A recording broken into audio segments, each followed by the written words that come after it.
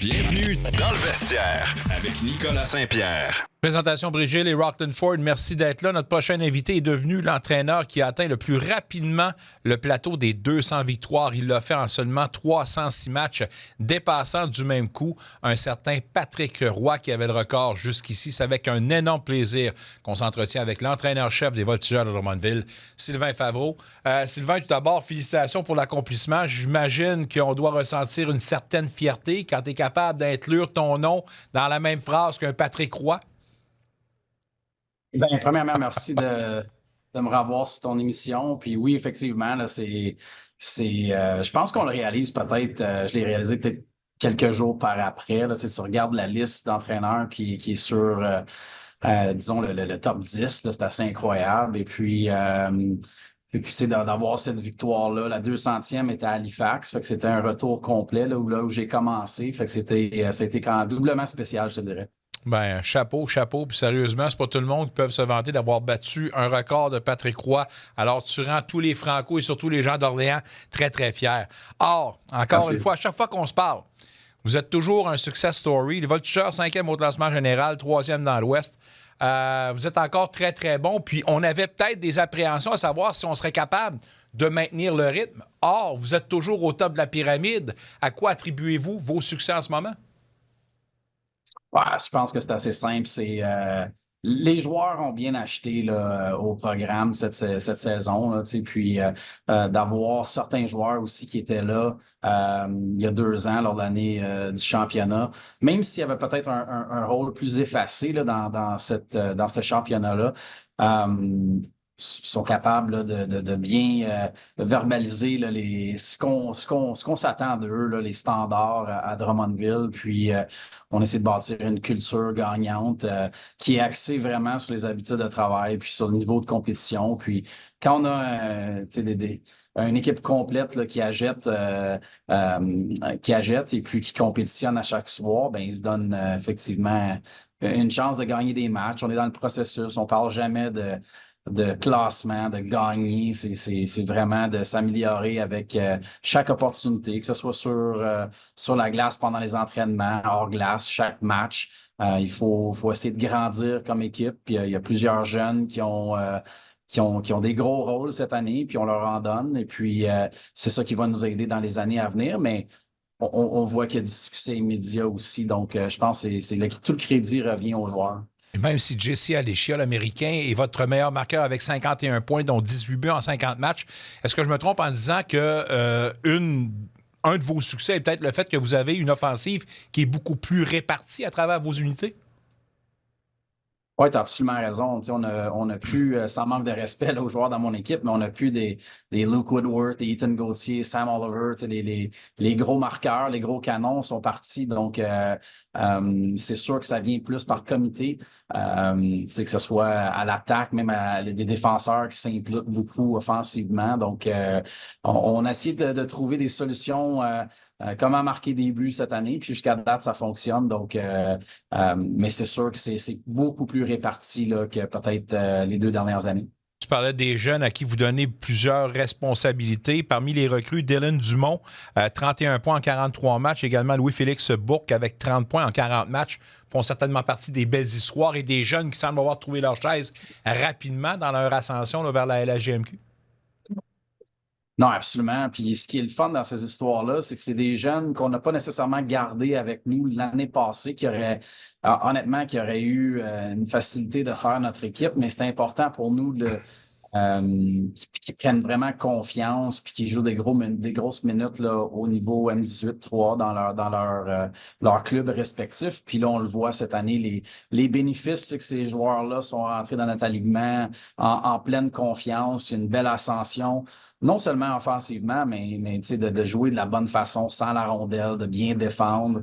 Et puis, ce que ça donne, c'est que ça l'aide les Voltigeurs de Drummondville, ça l'aide l'individu, les individus aussi, qui se sont démarqués en rentrant sur des listes là, pour le prochain repêchage à la Ligue nationale. Donc, c'est gagnant-gagnant, je pense, pour les deux. Lors de la dernière période de transaction, les Voltigeurs n'ont pas été nécessairement l'équipe la plus agressive, mais un des joueurs que vous avez acquis, Lou Lévesque, est-ce qu'on peut parler d'une excellente transition, 4-12-16 en 13 matchs avec vous autres? Oui, je connaissais un petit peu le joueur, car il appartenait aux Moussets d'Halifax dans le temps, là, à ma dernière saison avec les Moussets. Donc, je le connaissais un peu d'avoir fait tu sais, quand même une belle saison à Halifax, ensuite de ça à Rimouski. On savait ce qu'on achetait à un joueur qui est polyvalent des deux côtés de la rondelle, qui est un des joueurs les plus rapides peut-être dans notre ligue. Puis juste lui donner la chance de trouver une chimie là, avec Renaud Poulain, certainement. Ça l'a beaucoup aidé. Donc, je pense qu'un petit renouveau pour lui, un changement d'air, ça a été bénéfique non seulement pour lui, mais pour les Voltigeurs de Drummondville. Ouais, souvent, quand on fait des acquisitions, il faut voir les liens. Hein? C'est souvent un petit monde, puis qui connaît qui dans cette affaire-là. Hein?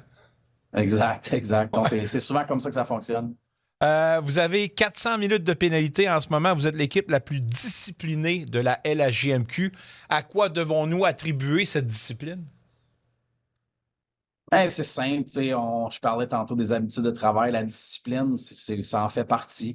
Non, c'est pas juste la discipline là, de rester en dehors de la boîte de punition, mais la discipline sur nos systèmes de jeu, sur notre culture, comment on fait les choses ici. Donc, on a des standards très, très élevés. On demande de ça de nos joueurs. Ça ne veut pas nécessairement dire que le niveau de compétition est moindre, mais c'est important qu'on joue de sifflet à sifflet. Puis, on a une équipe qui est travaillante, qui est hargneuse sans la rondelle, mais c'est important. Là, dans notre version, on en parle souvent, là, c'est important de jouer avec discipline.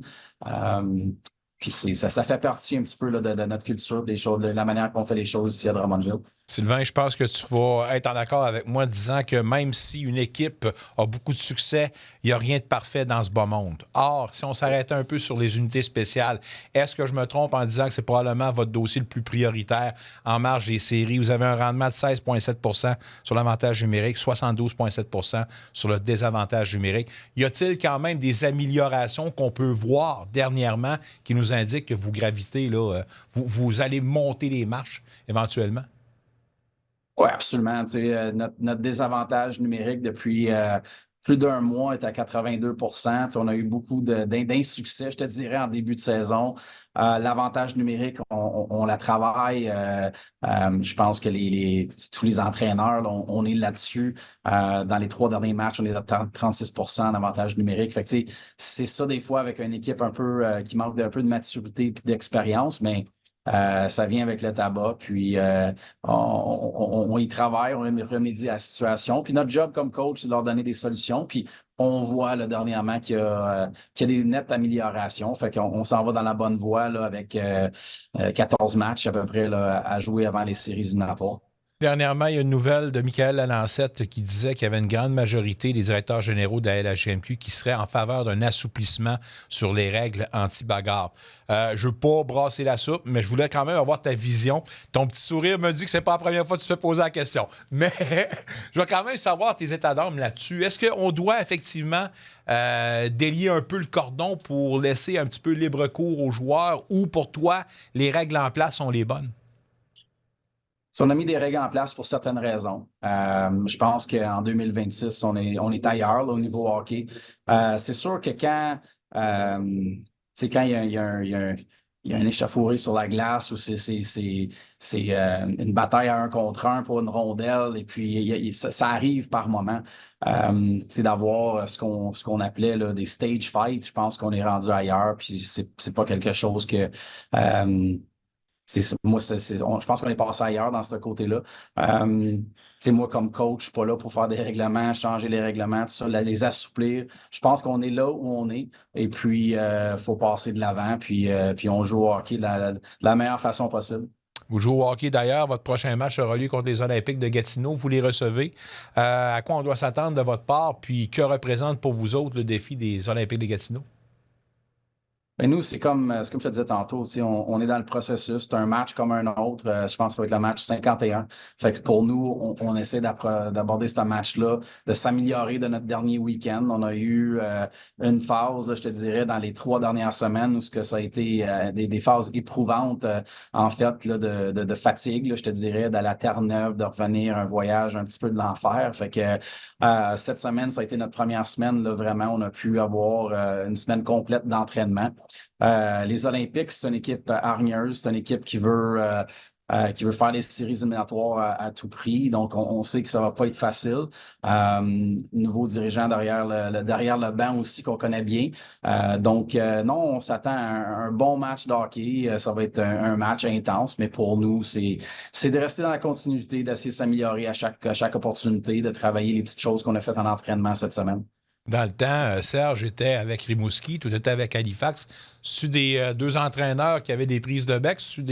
Avez-vous une relation? Avez-vous... Non, pas de prise Non. de bec. Non. Ça m'a pris comme ça pour des prises de bec. Là, j'étais assez calme. Mais on parlait de la liste tantôt des 200 plus rapides. Serge apparaît quelque part là-dessus aussi. Ouais.